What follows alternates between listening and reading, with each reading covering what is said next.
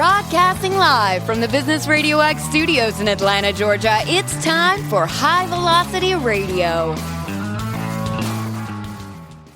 Welcome to the High Velocity Radio Show, where we celebrate top performers producing better results in less time. Stone Payton here with you this afternoon, and you guys are in for a real treat. Please join me in welcoming to the broadcast speaker, author, and founder of Women's Purpose Community, Jessica Joins. How are you?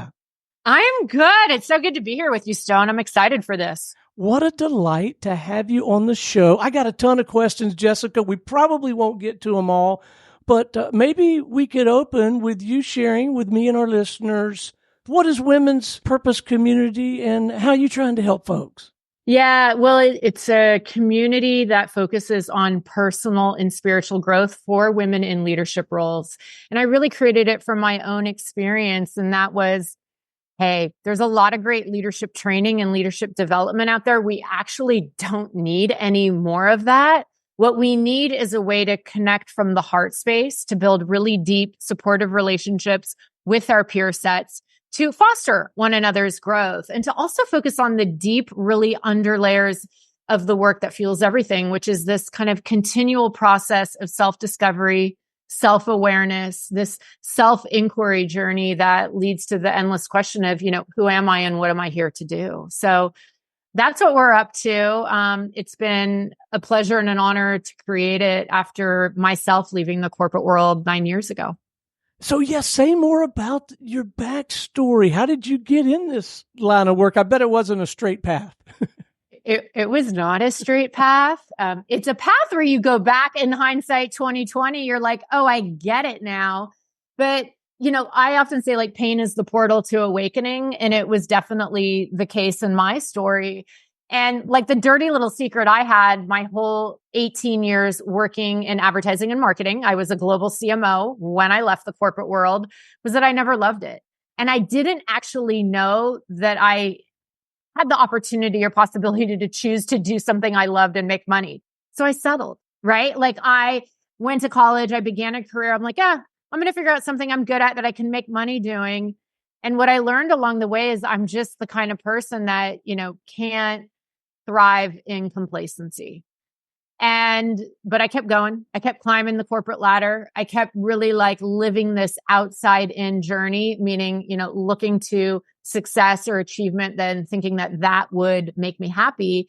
And then the truth is that it didn't. So I left to embark on my own soul purpose journey, SOUL, soul, to figure out truly like who I am and what I love and to bring that to the world. And that's ultimately what led to the creation of this. So at this point in your career, now that you've been at this a while, what are you finding the most rewarding? What's the most fun about it these days for you? I love that question. That's an incredible, beautiful question, Stone. Seeing the transformation in these women that I get the honor of working with, it's mind-blowing to me that I have even a very little part in their journey, and seeing the ways that they're choosing themselves, that they're walking away from things that don't serve, and that I sparked that in any little way. I mean, it, fills me with happiness and tears, but it's rewarding in a way that I never imagined possible. So I love that. And then I love getting out there and like talking to folks like you or getting on stage and speaking. It's always been a passion of mine, even when I was in the marketing world. And I just love getting to, take the message out to people that I think can benefit from it, that are feeling trapped by their own careers, their own lives, trapped in lives that don't fulfill them. And to know that there's a way out if they choose it. And that's just about choosing yourself. Let's dive into the work a little bit. So are you getting groups of women together and facilitating sessions? Is it individually paced? Is it some kind of blend? Talk about the structure and the work a bit. Yeah, I'm happy to. So the community, it's a year-round community. It's a year-long membership, if you will. And something really beautiful that we do is every woman, we have about 65 women that are currently a part of the community, Wow. is every woman is put with 6 other women, and you're with that core group of women for 1 whole year. So you get to know them really well. You get really deep with them. And every month I introduce a topic that we're going to focus on together as a community. And it's always in the realm of personal growth, wellness, or spiritual growth. So topics like surrender, topics like how to write intentions and manifest a life that you want, things of this nature. And then you get to work on these topics within your core group. It's all virtual. On top of that, we have, like 20 or more different workshops, classes, everything from meditation and sound healing to we have physicians come in that are more of a holistic background and functional space talking about brain gut health and how to live healthier lives. So it's really a place where women can come and be nourished and restored. And, a lot of my women, 90%, they're moms, right? And they have these really busy careers. So it's a place that they can just truly focus on them and what they need. So that's the structure of what it tangibly looks like. And then we have 2 in-person retreats each year. As I was telling you before I came on, one we just had not too far away from you. Yeah. So I know in my arena, digital media, business media, I have come to believe there is often some misinformation or incomplete information or some preconceived notions that are often off the mark. Do you find or do you feel that sometimes you initially at least run into people that have some maybe some notions about this kind of work and some of what you have to do is educate before you can really serve? Yeah, sometimes it's so the main thing when I was first starting out, and it's particularly women that were working at companies and actually wanted to get this funded, right? And it's proving the validity of it. So very traditional, like, hey, I'm giving you leadership training, no brainer, right? But making the connection to wellness, things like life balance, things like truly understanding and feeling emotionally connected to a sense of purpose is a little like less tangible. And also, understanding how women in leadership roles, the kind of relationships they need, right? So there's a lot of networking type of stuff out there, lots of conferences. I'm sure you've been to them, and they often can be a little bit transactional in nature. And that just doesn't work for women in long term. They need those heart-centered relationships. Yes, even in the business world. So at first that was like a outrageous kind of conversation. It wasn't, but times have changed, and especially like with COVID and when things hit, and just seeing it was 1 million women that had to leave the workforce, right? They're getting it. They're getting that it's more holistic support that's really needed. So there has been a bit of an awakening around that. The other thing I run into a lot is, and this is how I grew up, and I don't know how you grew up with it, Stone, but the message was always like, go figure out what you're good at. Well, what you're good at is not necessarily your purpose. And so my reframe of that is like, no, it's what you love. You will be good at what you love. But the thing you're truly passionate about is what you're meant to show up in. Because when we anchor into what we're good at, like I'm really good at math, but that's not something I love, right? So that's been a reframe too, because it goes against a lot of traditional more types of career assessments and the ways and things that we measure and try to anchor to purpose. So that sometimes is an obstacle because people think I can't make money doing what I love. There's a big limiting belief around that. Yeah. Well, I have to believe while there is certainly must be so much value in the rigor, the discipline, the structure, and the ideas that you are bringing to these groups, I have to believe there must be tremendous value in just hanging out with other women and having these conversations. That peer-to-peer dynamic, I bet that has some power to it as well, doesn't it? Yeah, it really does. And for me, again, I created this from my own experience. So, I was a global CMO, several, $500 million company living in New York City. I was one of 3 women on the executive team. In New York can be very transactional, and I would go out to all these events and I was exchanging business cards, but I wasn't building the type of relationships that were supportive to my growth. And look, women were a little bit different. And so it was really created from my own pain point. Like, well, how do we do this? How do we bring all these women together who are in these very high powered roles, but help them really build relationships that are not anchored to this is what I do. So identifying like what I do and like getting right into deal making, but connect from a place of like actually who I am and what's keeping me up at night. So at our retreat, for example, I mean, yeah, we have women holding space for one another on really deep, sensitive issues. A lot of tears, a lot of laughter, but it's incredibly rewarding. And for me personally, I feel like, wow, this has created, an incredible family. That's how it feels to me. So on your personal journey, when you made this, I'm going to call it a leap. That's what it seems like. It was a leap with no plan into the unknown, to be clear. I had no plan. So, I'm a risk taker though, so I was able to sustain it. On this leap, did you have the benefit of one or more mentors, coaches to help you navigate this new terrain along the way early on? In a sense. So the way that I went about it, and it's what my book is about, and it is a unique way. So to back up, I had spent like a decade within the corporate environment, like trying to figure this thing out. And when I say figure this thing out, what I was looking for was purpose, like how to get paid to be happy, how to, because I wasn't, and to wake up and do something I love. I was waking up in fear and anxiety. Okay. And every traditional avenue that was available to that was not returning the answer to me. It was very much the skills-based approach.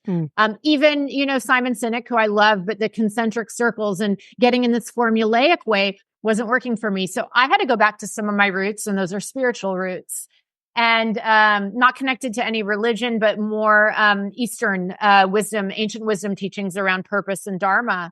And I resonated with those, but I didn't know, I understood them in theory. I didn't know what to do with them. So looking back at those teachings and some modern day teachers around that was the guidance that I looked to quote unquote, figure it out. And then I ended up turning that into a book, those lessons, and putting it in a more practical way for others that maybe weren't finding the answer to purpose from the traditional measures. So it was different spiritual teachers and then a lot of ancient wisdom teachings. When you were committing these ideas to paper, when you were putting this book together, did parts of the book or chapters or whatever come to you easier than others? What was the experience of crafting the book like for you? Yeah, it was not traditional in terms of what I hear the process can be, because for me, it was a bit easy in terms of I was not even wanting, it was not like, oh, I want to write a book. I felt like I uncovered something through my own journey that I had to share because I had suffered through it for so long. So it was really me taking what I had actually done to arrive at purpose and just translating. It started as a course book. Okay.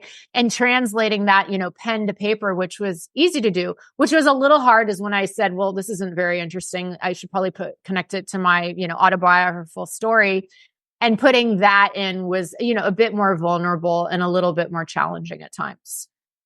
And I know you're a professional speaker. Was speaking in front of groups, was that intimidating at all? Or had you already kind of been there, done that in your corporate career? What was that like, becoming a professional speaker?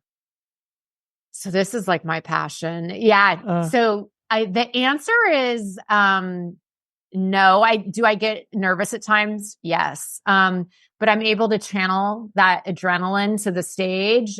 Since I was I did acting as a kid, even, in my 20s for a bit, a lot of theater. So for me, it's always been like a divine calling, something I have loved doing. When I was a CMO, I spoke a lot too. So the only time I would feel nervous is when I decide that I'm going to share something pretty vulnerable. So sharing, for example, in my book and on stage about, being in recovery and being an addict, that wasn't easy the first time I did it. So with your marketing chops, and you clearly have them if you were a CMO of an organization that size, I'm curious to know what shifts you chose to make, or how the whole sales and marketing thing works for a practice like yours now? Clearly a very different animal. How do you get the new business? Yeah, it's such a good question. I will say on the marketing front, let's start there. A lot of what I did was positioning, and, I could tell a story. It was hard to tell my own story. So I actually hired a friend from the marketing world to help me craft my story for my website. It is so hard to even if you're a professional, to tell your own story. So I always encourage people, get the coaching help, get it, because it's really hard to do for you sometimes what you're able to do for others. And this was a little bit different because of the nature of what we do. I really tuned in and saw quite, from results early on, that this was an attraction, not promotion. So, I haven't done a ton of direct outreach, for example. But what I do is create content and do a lot on social media and try to put out really helpful info, which is, definitely a strong principle within marketing, and really draw people in that this type of work speaks to, rather than hard, I worked at a performance, marketing agency for years, rather than doing any type of real hardcore direct efforts or the types of tactics I used to use. I don't know where you find the time or the energy, but you also have a radio show. Tell us about that. I do. I love it. So I fell into this. Gosh, I feel like it was a year or two before COVID. I was doing what I'm doing right now with you, Stone. And it was also an Atlanta-based podcast. I was interviewing with them, and the executive producer's like, "You should have your own show." And I was like, "Okay, what does that mean?"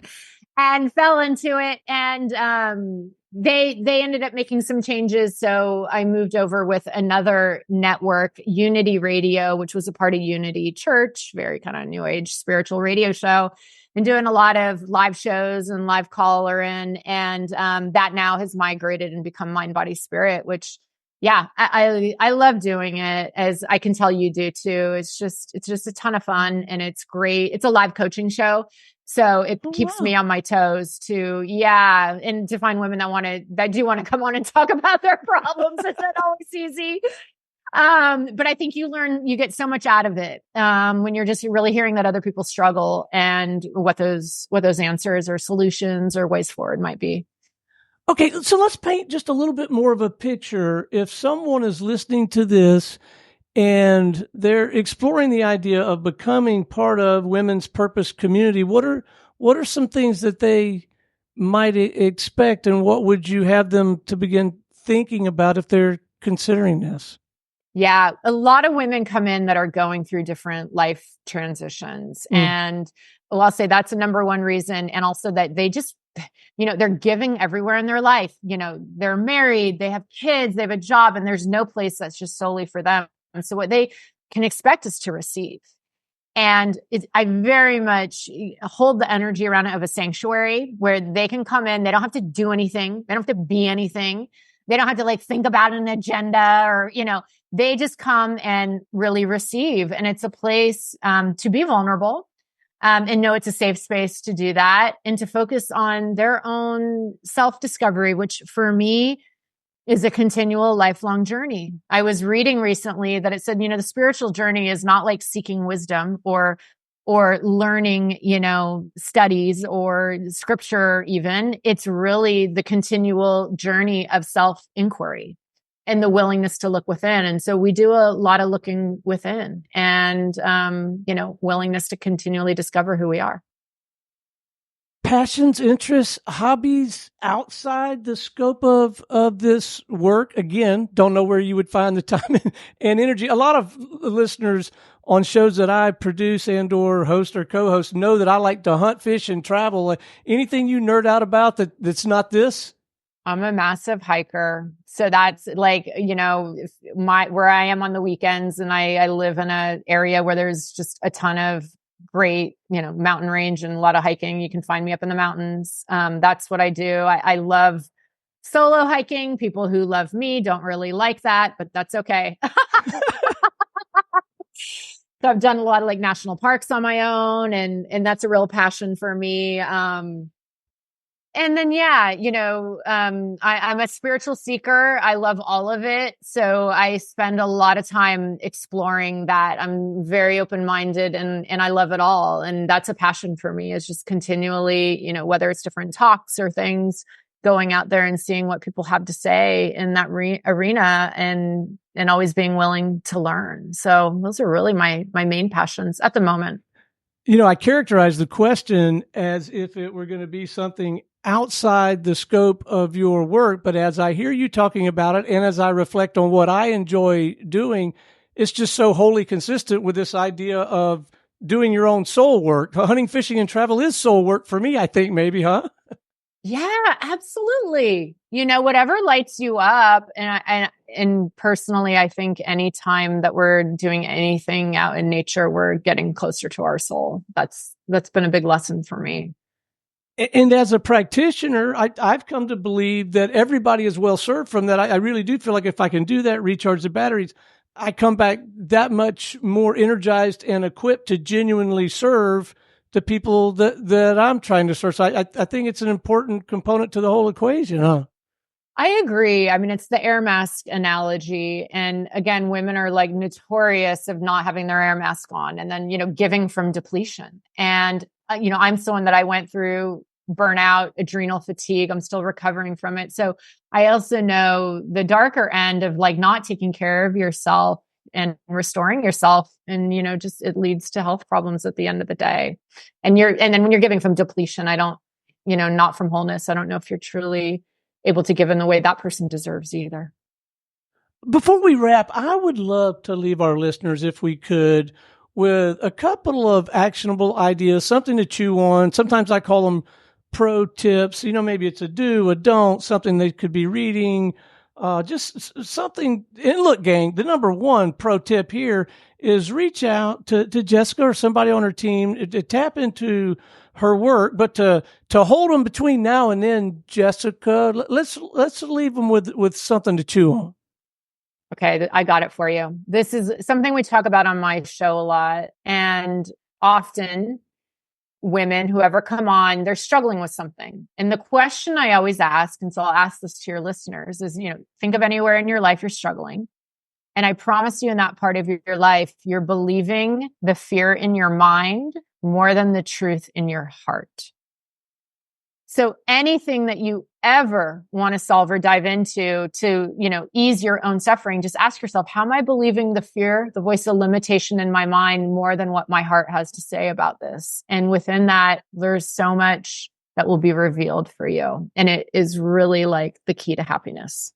Well said, and excellent counsel. All right, what's the best way for our listeners to do just that, to have a more substantive conversation with you or somebody on the team, tap into your work, maybe get their hands on this? We got a long list here. Get their hands on this book, catch you at a speaking engagement, hear your show, but let's leave them with some coordinates.